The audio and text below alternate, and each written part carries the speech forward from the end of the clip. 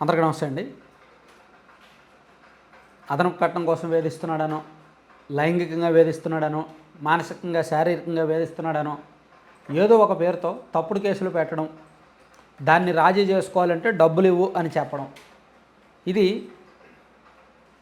భార్యలకు అలవాటుగా మారి రెండో ప్రాణం పోయింది. ఎందుకో మరి ఈ కల్చరు ఈ నెల రోజుల వ్యవధిలోనే 2 ఇన్సిడెంట్లు బయటకు వచ్చాయి దేశంలో. భర్తలు చనిపోతున్నారు.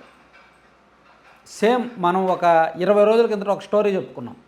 దేశవ్యాప్తంగా సంచలనం సృష్టించింది ఆ ఇష్యూ. అతుల్ సుభాష్ 34 ఏళ్ళు, ఐటీ ఎంప్లాయ్, టెక్ ఎంప్లాయ్.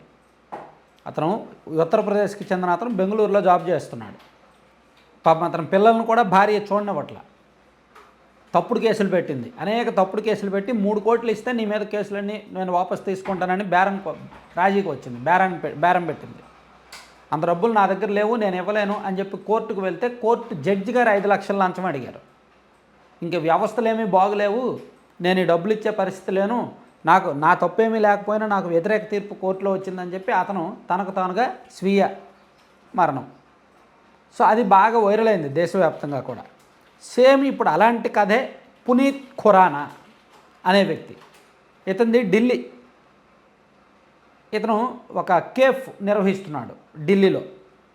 ఇతనికి 2016లో పహ్వా అనే ఆమెతో పెళ్ళయింది. 2016 అంటే దాదాపుగా 8 ఏళ్ల కిందట. వీళ్ళకి పిల్లలు కూడా, ఒక బాబు. సో వీళ్ళకి ఒక 4 ఏళ్ళు బాగానే కాపురం చేశారు. ఆ తర్వాత చిన్నపాటి విభేదాలు వచ్చాయి. విభేదాలు రావడంతో భార్య పుట్టింటికి వెళ్ళిపోయింది. వెళ్ళినట్టు ఉండకుండా ఇతని మీద అక్రమంగా కేసులు పెట్టడం మొదలుపెట్టింది. కట్నం కోసం వేధిస్తున్నాడనో అదనో ఇదనో ఫాల్స్ కేసులు పెట్టడం మొదలుపెట్టింది. ఆ కేసులను వాపసు తీసుకోవాలంటే నువ్వు డబ్బులు ఇవ్వు అని అడుగుతూ వచ్చింది. ఇతను ఇస్తూనే ఉన్నాడు. చివరికి విడాకుల వరకు వెళ్ళారు, కోర్టుకు వెళ్ళారు. కోర్టు విడాకులు మంజూరు చేసింది. ఇద్దరు కూడా కోర్టులో జడ్జి గారి సమక్షంలోనే సంతకాలు చేశారు విడాకులు తీసుకుంటున్నట్టు. సో అక్కడితో లీగల్గా విడిపోయారు. అయినప్పటికీ ఆమె తప్పుడు కేసులు పెట్టడం ఆపల, ఇతని దగ్గర డబ్బులు గుంజడం ఆపల. డిసెంబర్ 30వ తేదీనంట చివరి కాల్ మాట్లాడుకున్నప్పుడు ఆమె ఇతనికి ఫోన్ చేసి నాకు 10 లక్షలు ఇవ్వు, లేకపోతే నీ మీద కేసులు పెడుతూనే ఉంటా, వేధిస్తూనే ఉంటా అని చెప్పి బెదిరించిందంట. ఇంకా నా దగ్గర ఏమున్నాయి, మొత్తం అంతా నీకు ఇచ్చేశాను, నా జీవితం మొత్తం పోయింది, ఇంకా నేను ఇచ్చే పొజిషన్లో లేను, నన్ను వదిలేయి అని చెప్తే, లేదు నువ్వు ఇస్తావా నేను మళ్ళీ కేసు పెట్టాలా, లేదంటే నేను అలా చేసుకుంటా ఇలా చేసుకుంటా అని చెప్పి ఆమె ఆ మాటలు వదిలిందంట. దాంతో ఇతను చేసేదేమీ లేక, అరే మొత్తం నా డబ్బులన్నీ ఇచ్చాను, తర్వాత విడాకులు తీసుకున్నాను, పిల్లలకు కూడా దూరం అయ్యాను, కుటుంబానికి దూరం అయ్యాను, ఇప్పుడు ఇంకా డబ్బులు ఇచ్చే పరిస్థితి లేదు కదా అని చెప్పి అతను కొంచెం మానసికంగా సంఘర్షణకు గురై డిసెంబర్ 31వ తేదీ సాయంత్రం 4:20 సమయంలో అతను తన ఇంట్లో విగత జీవిగా పడి ఉన్నాడు. సేమ్ అతుల్ సుభాష్ లాంటి స్టోరీయే, ఏమైనా మార్పు ఉందా? కాకపోతే ఇక్కడ కోర్టు జడ్జి గారు లంచం అడగలేదు, కోర్టులో లంచాల వ్యవహారం నడవలేదు. ఆ ఒక్కటే తేడా. భార్య అక్రమ కేసులు పెట్టడం సేమ్, డబ్బులు గుంజడం సేమ్. అత్తింటి వారి వేధింపులు సాధారణంగా కోడళ్ళకు ఉంటాయి అనుకుంటాం, కానీ ఇక్కడ అత్తింటి వారి వేధింపులు అల్లుళ్ళు ఉండడమే ఇక్కడ గమనించాల్సిన విషయం. నెల రోజుల వ్యవధిలో 2 కేసులు బయటకు వచ్చాయి. ఆల్రెడీ అతుల్ సుభాష్ కేసులో సుప్రీంకోర్టు చాలా సీరియస్గా ఉంది.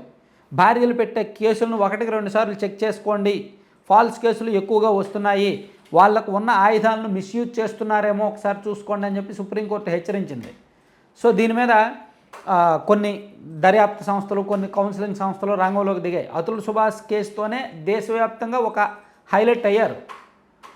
ఈ సమస్య హైలైట్ అయింది. కావాలని తప్పుడు కేసులు పెడుతున్నారు మహిళలు, కావాలని ఇబ్బంది పెట్టి బ్లాక్మెయిల్ చేస్తున్నారు మహిళలు, కొంతమంది భార్యలు అని దేశవ్యాప్తంగా వైరల్ అయింది ఈ సబ్జెక్టు. సేమ్ ఇప్పుడు ఈ సబ్జెక్టు సేమ్ రిపీట్ అయింది అంతే స్టోరీ. అంటే ఇంకా రక్షణ ఎక్కడున్నట్టు, చట్టాలు న్యాయాలు ఎక్కడున్నట్టు చెప్పండి.